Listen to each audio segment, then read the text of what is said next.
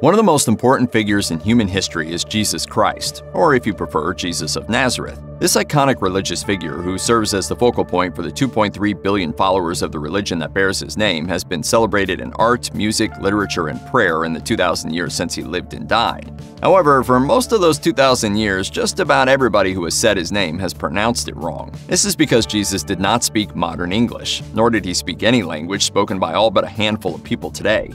His everyday language would have been Aramaic, a cousin of the Hebrew language, and his name was an ancient Aramaic name. What's more, the name he is known by today was not transliterated directly from the ancient language into modern language. Rather, there was an intermediary language that muddled the picture even further.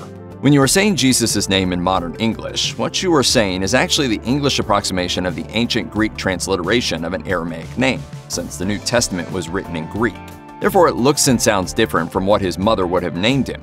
Similarly, when you say Jesus in Spanish, or Asu in Japanese, or however his name is rendered into any modern language, you are saying the local version of the ancient Greek version of the Aramaic name. The first-century prophet likely went by the name Yeshua, which was short for Yehoshua. This means something akin to God is salvation, and if it looks somewhat familiar, that's because another Bible character had the same name, the Old Testament's Joshua. However, the New Testament was written in ancient Greek, which rendered Jesus' name as Iesos, which wound up in English as Jesus. While a more direct translation of Yeshua in English would be Joshua, the writers of the New Testament deliberately tried to make the Hebrew and Aramaic name work in Greek, leading to the evolution of the name. Basically, those writers wanted to write Yeshua's name using Greek letters, but they didn't have a representation for the SH sound. Instead, they substituted an S, leading to the name Iesos. 16th century translations of the Bible subsequently changed the I at the beginning of the name and replaced it with a J, and eventually his name was spelled Jesus.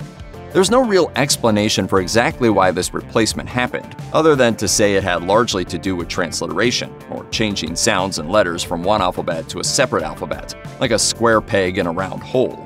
The name Jesus today is synonymous with the Christian belief that a man by that name was the Son of God. Jesus is a well-known name, of course, one that requires no introduction to most people living in the world thousands of years after the historical figure died, regardless of their religious beliefs or lack thereof. But in Yeshua's era, his name was actually pretty common. Back in Jesus' day, people with the same name were distinguished by who their father was, so young Yeshua's surname would not be a family name in the same way such names are passed down today. Rather, he would have been known as the son of Joseph, or Yeshua bar Yehoseph. Another way they would have distinguished one Yeshua from another is by adding the place they were from onto the end of their names. This would make him Yeshua Nazariah, which in modern English translates to Jesus of Nazareth. I'm Brian of Nazareth. What? Yeah, I'm Brian of Nazareth. Take him down. I'm Brian of Nazareth. I'm Brian. I'm Brian. The word Christ was never part of Yeshua's name either. It means anointed one and is a title conferred upon him later.